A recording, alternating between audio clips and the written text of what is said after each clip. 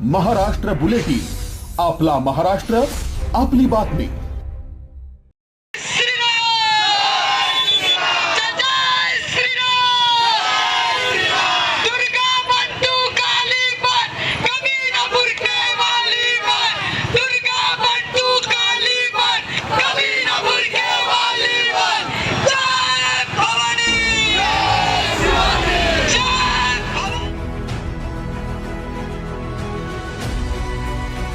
महिलांची सुरक्षा आणि शहरात फोफावणाऱ्या कथित कॉर्पोरेट जिहाद विरोधात आज सकाळी नाशिकमध्ये प्रचंड जनआक्रोश पाहायला मिळाला।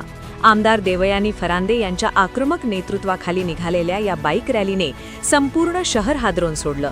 हजारो महिलांनी रस्त्यावर उतरून दिलेल्या घोषणांनी नाशिकचा परिसर दणाणून गेला होता। इंदिरानगर ते जिल्हाधिकारी कार्यालयापर्यंत निघालेल्या या रॅलीत आमदार देवयानी फरांदे यांनी आक्रमक भूमिका घेत आरोपींना रस्त्यावर तुडवण्याचं आवाहन केलं।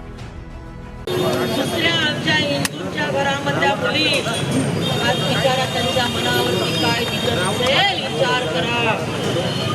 आम्ही सगळेजण रणरणच्या उन्हामध्ये आल्या, पुढच्या वेळेसपासून आपल्याला आपला आवाज मोठा करायला लागेल। मी तर म्हणेन, असा कोणी आरामखोर समोर दिसला मुलीवर बलात्कार करतोय त्याला तुडवा रस्त्यावरती। माझ्याचं काय तर नंतर आपण कोर्टामध्ये बघू, त्याला त्याबद्दल मी आपल्या सर्वांचे आभार मानते। बोलो भारत माता की, भारत माता की।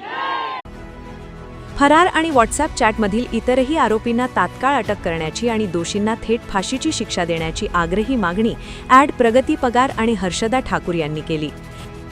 स्पर्शाने पावन झालेली ही नाशिक भूमी आणि या भूमीमध्ये जर असे अत्याचार होत असतील महिलांवरती, ते पण शिवप्रभूंच्या राज्यामध्ये, जे राज्य स्त्रींच्या इच्छेसाठी तयार झालं, ज्यामध्ये स्त्रियांना सर्वोच्च स्थान दिलं गेलं। आपल्या राजमाता जिजाऊ यांच्या उरातल्या अग्नीतून त्यांचा जन्म झाला। ते तांडव करणारे माझे शिवप्रभू, आज आम्ही त्यांना निवेदन दिलंय। का दिलंय तर प्रशासनाला आम्ही वारंवार कळवून सुद्धा या सगळ्या अत्याचाराच्या घटनांवर त्यांच्याकडून जी कुचराई होत आहे, तर त्या कुचराईला एक प्रतिउत्तर म्हणून आज आम्ही शिवप्रभूंच्या चरणी हे निवेदन दाखल केलेलं आहे। शिवप्रभूंचं स्वराज्य हे जनतेने तयार केलेलं स्वराज्य आणि त्याच स्वराज्याची मागणी आम्ही या निवेदनाद्वारे करतोय। आम्ही जे शासन शिवप्रभू करायचे, चौरंगा केला, ज्या ज्या गोष्टींना आळा घातला, त्या सगळ्या गोष्टी तात्काळ शासन स्तरावर व्हाव्यात म्हणून आज आम्ही हा सगळा घाट घातलेला आहे आणि यात आपण सर्वांनी सक्रिय सहभाग घेतला, याबद्दल मी सर्वांचे धन्यवाद। जय श्रीराम। माझं नाव हर्षदा ठाकूर आहे। मी एक हिंदुत्ववादी कार्यकर्ता आहे।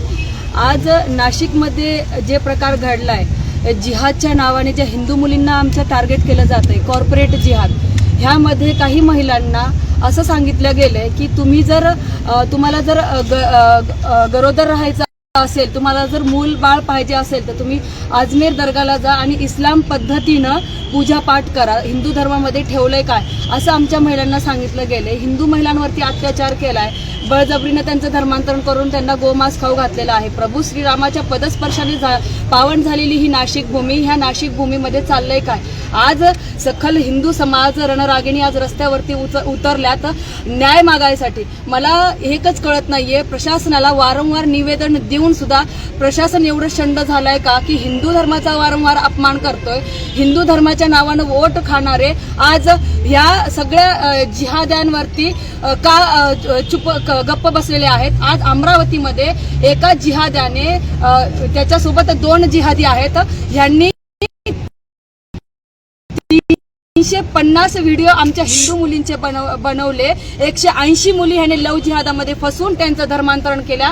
काही तर मुलींनी गेल्या वर्षी सुसाईड पण केलं।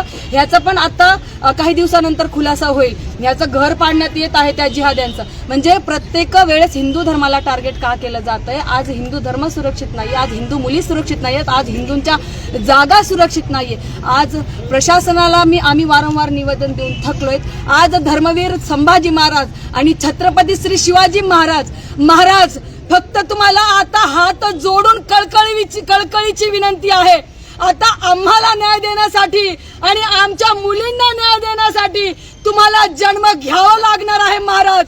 धर्मवीर छत्रपती श्री शिवाजी महाराज की जय. धर्मवीर संभाजी. धर्मांतर विरोधी कायद्यांतर्गत कठोर कारवाई करण्याच्या मागणीसाठी जिल्हाधिकाऱ्यांना निवेदनही देण्यात आलं. नाशिकच्या रणरागिणींच्या आंदोलनामुळे शहरात प्रचंड तणाव निर्माण झाला होता. परिणामी प्रशासनाला मोठा पोलीस बंदोबस्त तैनात करावा लागला. आता या जनआक्रोशानंतर सरकार आणि प्रशासन काय पाऊल उचलणार याकडे संपूर्ण राज्याचं लक्ष लागलंय. महाराष्ट्र बुलेटिनसाठी सयाजी पवार, नाशिक.